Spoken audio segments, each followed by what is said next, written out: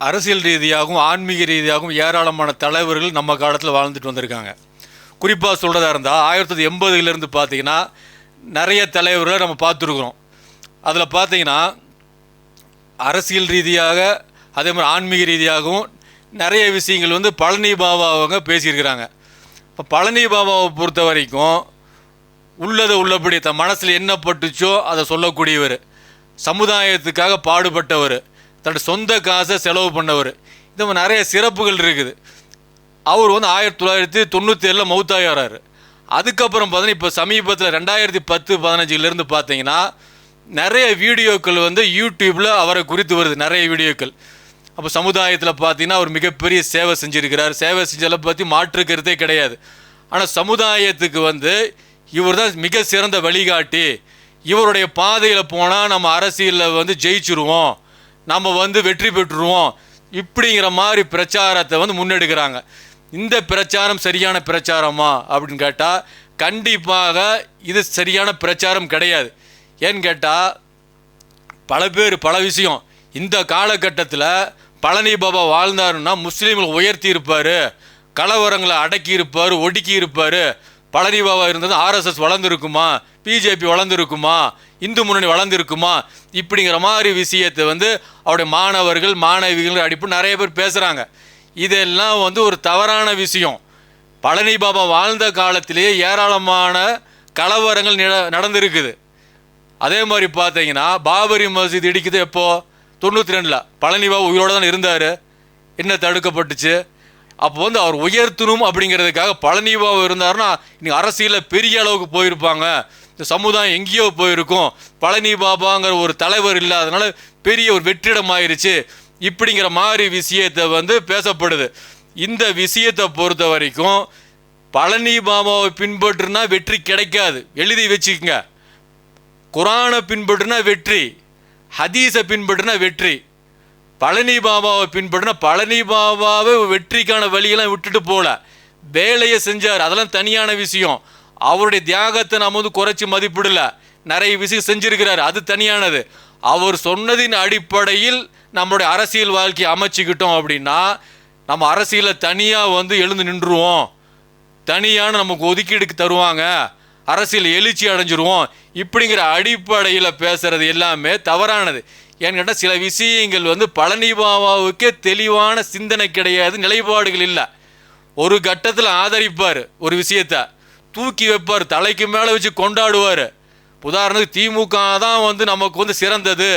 1982-83 எடுத்து பார்த்தீங்கன்னா திமுக தான் நமக்கு சிறந்தது, இதுதான் நமக்கு பாதுகாப்பு, திமுகலேருந்து அவெல்லாம் போகவே முடியாது, திமுகலேருந்து கலைஞர் போக சொன்னால் நான் போக மாட்டேன், திமுகவுடைய கொடி தான் என்னோடய ஜனாசாவில் இருக்கணும், இப்படிங்கிற மாதிரி நிறைய பேசினார். அது ஒரு குறிப்பிட்ட காலம், ஒரு 5 வருஷம், ஒரு 6 வருஷம், 7 வருஷம், இது வரைக்கும் தான். அதுக்கப்புறம் என்ன பண்ணார்? பாட்டாளி மக்கள் கட்சி, பாட்டாளி மக்கள் கட்சி தான் சிறந்த, ராமதாஸ் தான் சிறந்த தலைவர், நான் மௌத்தா போனால் கூட என்னுடைய ஒரு ஜனாசாவை பாட்டாளி மக்கள் கட்சியில் ஒப்படைச்சிருங்க, இப்படிங்கிற மாதிரி ஒருத்தர் உயர்த்தி பேசுறது. அடுத்தது பார்த்தீங்கன்னா தாழ்த்தி பேசுறது. ஒரு சரியான நிலைப்பாடு, சரியான சிந்தனை, எடுத்தேன் கவிழ்த்தேங்கிற ஒரு நிலைப்பாடு. அப்போ இந்த நிலைப்பாடை எடுத்து வெற்றி பெற முடியுமா? அவருடைய தியாகங்கள் தனி, அதெல்லாம் வேறு, அதெல்லாம் கொண்டு ஜாயின் பண்ணக்கூடாது. அவர் விமர்சனம் பண்ணுற என்ன தகுதி இருக்குது அதெல்லாம் அவருக்கு மேட்ரு கிடையாது. அவருடைய தியாகங்கள், அவருடைய வேலைகள் நாம் யாருமே செய்யலை, அது தனியானது. அதை கொண்டு இங்கே ஜாயின் பண்ணாமல் இவர் சொன்ன வழியில் போனால் வெற்றி கிடைக்குமா? இதுதான் கேள்வி. இவர் சொன்ன வழியில் போனால் வெற்றியெல்லாம் கிடைக்காது. ஏன்னு கேட்டால் அவர் ஒரு நிலைப்பாடுகளே கிடையாது. அதாவது ஒரு டைம் எல்லாத்துக்காக உழைப்புன்னு சொல்லி சொன்னார். கடைசி காலகட்டங்களில் என்ன நம்பி யார் வராங்களோ அவங்களுக்கு மட்டும்தான் உழைப்புன்னு சொல்லி சொல்கிறாரு. இயக்கம் மாறிடுறார் அவரும். ஒரு இயக்கவாதிகள் எப்படி தன்னுடைய இயக்கத்தை சார்ந்தவர்களுக்காக மட்டும் உழைப்பாங்களோ அதே மாதிரி உழைப்புன்னு தான் கடைசி காலம் சொல்கிறார். எல்லா வீடியோ என்கிட்ட இருக்குது, அப்படி பேசுகிறாரு. அதே மாதிரி பார்த்தீங்கன்னா வெளியிட மக்களுக்கு சொல்கிறார், நான் முஸ்லீம்களுக்காக மட்டும் தான் கடைசியில் உழைக்க போகிறேன், இப்படிங்கிற மாதிரி விஷயத்தை பேசுகிறாரு. இவரே என்ன சொல்கிறாரு? முஸ்லீம்களை ஒன்றிணைப்பதில் நான் தோற்றுவிட்டேன்னு சொல்கிறாரு. அவரே ஒரு வீடியோவில் பேசுகிறாரு, முஸ்லீம்களை ஒன்றிணைக்கூடிய விஷயம் நான் தோற்று போயிட்டேன் அப்படிங்கிறாரு. ஏன் தோற்று போனார்? குரானை விட்டார், தோற்று போயிட்டார், ஹதீஸை விட்டார், தோற்று போயிட்டார், நல்ல நாலேஜ் தான் அவருக்கு, அறிவு வந்து விசாலமானது தான். ஆனால் அவர் எப்படி பயன்படுத்தணுமோ அப்படி பயன்படுத்தலை. அவரை மாதிரி பேசணுங்க ட்ரை பண்ணிட்டு இருக்கிறாங்க முஸ்லீம்கள். அவரை மாதிரி பேசுறதுனால வெற்றிலாம் கிடைக்காது, அவரை மாதிரி பேசவும் முடியாதுன்னு அவரும் சொல்லியிருக்காரு. பழனி பாபா சொல்லியிருக்காரு, என்ன மாதிரி பேசுனீங்கன்னா ஒரு ரிவிட் வச்சுருவாங்க அப்படின்னு அவரே பேசியிருக்காரு. எல்லா வீடியோவும் இருக்குது. அப்போ இதெல்லாம் எதை காட்டுதுன்னா, பழனி பாபாவுடைய வழியில் போனால் வெற்றி கிடைக்காது. அரசியல் ரீதியாகவும் சரி, ஆன்மீக ரீதியாகவும் சரி. இதே பழனி பாபா 1985 86 முறியுது தரிக்கா அதே தர்காவெல்லாம் ஆதரித்த மாதிரி வீடியோலாம் இருக்குது. இதை பார்த்துக்கிட்டு உட்காந்து எப்படி இருக்கும்? அதே லாஸ்ட்டில் பார்த்து 95 96 பார்த்தீங்கன்னா தர்காவை எதிர்த்துலாம் பேசியிருக்காரு. அதாவது பழனி பாபாவை பற்றி ஏறக்குறைய 10-15 வீடியோ பேசியிருக்கோம், நானே பேசியிருக்கிறோம். அந்த வீடியோவை பார்த்தா போதுமானது. சும்மா பழனி பாபா வீடியோ பார்த்து உட்கார வேண்டியது கிடையாது. பொதக்கூடியில் பேசியிருக்காரு, அருமையான உரை. அந்த மாதிரி 1-2 உரைகளை கேட்டால் போதுமானது. அவர் யார், அவர் என்ன வேலை செஞ்சார், அவர் எப்பேற்பட்ட நபர் எல்லாம் நம்ம தெரிஞ்சுக்க முடியும். வெறுமனே அவரோட உரைகளை கேட்டு உட்காரது ஒரு வியாதியாக மாறிடும். அருமையாக பேசினாரு, சமுதாயத்துக்கு வந்து உழைச்சாருன்னா இதை சொல்வதனால என்ன நன்மை ஏற்பட போகுது? சமுதாயத்துக்கு வந்து நம்ம செய்யக்கூடிய நன்மையே முதலாவது நன்மை, ஒரு கடவுள் கொள்கையை வந்து சரியான வகையில் வந்து நம்ம கற்பிக்கணும், நாம் போதிக்கணும். அதுக்கு நாம் தயாராக இருக்கணும்ல. அந்த தயாரே இல்லாமல் நாம் வெறுமனே வந்து அரசியல் நடவடிக்கையில் அவரை பின்பற்றுனா கரெக்டாக நம்ம வந்து ஃபாலோ பண்ணால் வெற்றி அடைஞ்சிருவோம் இப்படின்னு சொல்கிறது நமக்கு நாமளே ஏமாற்றிக்கிறது. அப்போ வந்து இந்த தரிகா விஷயம், தர்கா விஷயமெல்லாம் இன்றைக்கி பல பேர் ஆதரிக்கிறதுக்கு காரணம் கூட பழனி பாபா சரி கண்ட வீடியோ அவங்க பார்த்துருக்குறாங்க. பார்த்ததுனா அது வந்து 85 86 87 வீடியோக்கள் இருக்குது. அதை வந்து தர்காவில் வந்து இருக்குது, கராமத்து இருக்குது, இப்படிங்கிற விஷயம் பேசியிருக்கிறாரு. அதாவது இவர் வந்து ஒரு முறியீது இறந்து போனவர்கிட்ட பேசின மாதிரி விஷயம். அவர் வந்து இவருக்கு சொன்னது மாதிரியும், ஏற்கனவே இறந்து போன ஒரு நபர் இலங்கையை சார்ந்தவர் வந்து அந்த அமெரிக்காவிலேருந்து இறந்து போயிட்டார். இறந்து போனவர் வந்து இவர்கிட்ட பழனி பாபாட்ட பேசின மாதிரி விஷயமெல்லாம் பழனி பாபா சொன்ன மாதிரிலாம் இருக்குது. இதையெல்லாம் பார்க்குறவங்க என்ன பண்ணுவாங்க, ஓ ஆமாம் பழனி இந்த முறியீது சேக்கு இதெல்லாம் தரிக்கா அதெல்லாம் வந்து பழனி பாபா ஆதரிச்சிருக்கிறாரு. பழனி பாபாவோடைய பேச்சை வந்து முழுக்க நம்பக்கூடியவங்க குர்ஆன் ஹதீஸ் பக்கம் வரமாட்டாங்க. ஏன்னா பழனி பாபா ஆதரிச்சிட்டார்ல அப்படிங்கிற அடிப்படையில். இதே பழனி பாபா பல இடங்களில் வந்து குர்ஆனை பற்றி பிடிங்க அப்படிங்கிறாரு. அப்போ முன்னுக்கு பின் நிறைய முரணாக பேசியிருக்க. ஒரு இடத்துல பார்த்தீங்கன்னா மீலாது விழா கொண்டாடுறது என்ன தப்பு அப்படிங்குவார். அப்போ மீலாது விழா கொண்டாடுறது சுன்னத் ஜமாத்துடைய கொள்கை. அப்போ சுன்னத் ஜமாத் சார்ந்தவங்க என்ன பண்ணுவாங்க, நம்ம பாபாவே சொல்லிட்டாரு இதனால் என்ன தப்பு அப்படின்னு சொல்லி. அப்போ கடைசி காலகட்டத்தை சொல்கிறாரு 96களில் இதெல்லாம் நாமளே உருவாக்குனது அப்படின்னு சொல்லி. நாமளே உருவாக்குனது தான் மீலாது விழா அப்படின்னு சொல்கிறத வந்து அந்த வீடியோ பார்க்காம இந்த வீடியோ பார்க்கும்போது என்ன ஆகும், பழனி பாபாவை வச்சு அவங்க நேர்வழி கிடச்சிருக்கா, வழிகேடு கிடச்சிருக்கா? இல்லை. அப்போ என்ன குர்ஆன் ஹதீஸின் பக்கம் வருவதற்கு தடையாக வந்து பழனி பாபாவோட சில உரைகள்லாம் இருந்திருக்கு. அப்போ முழுக்க வந்து நான் பழனி பாபா சொல்கிறதெல்லாம் உண்மை, பழனி பாபா சொல்கிறதெல்லாம் மார்க்க பிரச்சாரம் இப்படி நம்பி செயல்பட்டோம்னா ஒன்றும் பண்ண முடியாது.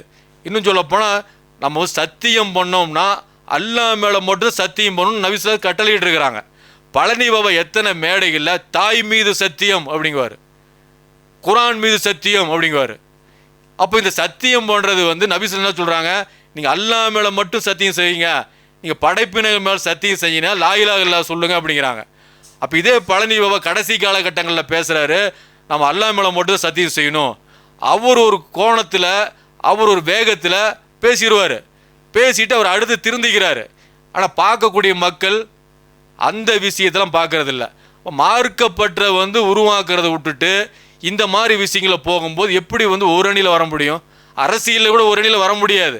பழனி பாபா தீவிரமாக ஆதரிக்க ஷெரீஃப் அவர் இருக்கட்டும், தடா ரஹீம் அவங்களுக்கு ஒரு அணியில் ஏன் இல்லை ஏன்னு கேட்டிங்கன்னா குர்ஆன் இருந்தது, சுயநலம் இல்லாமல் குர்ஆனை ஃபாலோ பண்ணோம் அப்படின்னா ஒரு அணியில் வருவோம். பிளவுபட்ட சமுதாயமாக இருந்தாங்க நபி ஸல்லல்லாஹு அலைஹி வஸல்லம் காலத்தில். ஒரு அணியில் எதை வச்சு வந்தாங்க? குர்ஆனை வச்சு மட்டும்தான் வர முடியும். பிளவுபட்ட சமுதாயத்தை ஒன்றிணைப்பது எப்படி அப்படின்னா குர்ஆனுடைய போதனைகளை வந்து நாம் செவிதாழ்த்து கேட்டு வாழ்க்கையில் நடைமுறைப்படுத்தினா மட்டும்தான் நம்ம வந்து பிளவுபட்ட சமுதாயங்கிறதுலேருந்து மாறி ஒன்றுபட்ட சமுதாயம் மாற முடியும். இல்லைன்னு சொல்லி சொன்னால் குர்ஆனை பேசிக்கிட்டு மனோவிச்சையின் பிரகாரம் சுயநலத்தின் அடிப்படையில் நம்ம பிரச்சாரங்களை அமைச்சோம் அப்படின்னா பழனி பாபாவோடைய பேச்சுகள் நம்ம வந்து கேட்டுக்கிட்டே இருக்க வேண்டியதான், எந்த மாற்றம் ஏற்படாது. அதனால் பழனி பாபாவை பொறுத்த வரைக்கும் பேச்சுகளை ரசிக்கிறதுக்கு தானே வச்சிருக்கிறோமே தவிர நடைமுறைப்படுத்துறதுக்கு என்ன இருக்குது? நடைமுறைப்படுத்தக்கூடிய விஷயங்கள், தீர்வுகள் எல்லாமே குர்ஆனுக்குள்ளே ஹதீஸ்குள்ளே இருக்குது.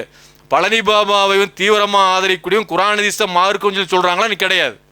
அப்போ குர்ஆன் ஹதீஸை மார்க்கம்ங்கிற அந்த விஷயத்தை தூக்கி போட்டுட்டு பழனி பாபாவுடைய வழியில் போனால் வெற்றி கிடச்சிருமா? அல்ல வெற்றியை கொடுத்துருவானா? கொடுக்க மாட்டான். சகோதர சிந்திக்கணும். பழனி பாபாவோட நான் மாணவன் நான் மாணவின்னு சொல்கிறதுனால வெற்றி கொடுத்துருவானா? அவர் வேலை செஞ்சார், நல்ல வேலைகள் செஞ்சார், சமுதாயத்துக்கு பாடுபட்டார். நாம் என்ன பண்ணுறோம்? அப்போ நாம் சமுதாயத்துக்கு பாடுபடுவதில் மிக முக்கியமான பாடுபடுதல் குர்ஆனுக்கும் முஸ்லீம்களுக்கு மத்தியில் உள்ள இடைவெளியை நீக்கணும். குர்ஆனுக்கும் முஸ்லீம் மத்தியில் தொடர்பு அதிகப்படுத்தி காட்டணும். இதுதான் இருக்கிற வேலையில் மிக முக்கியமான வேலை.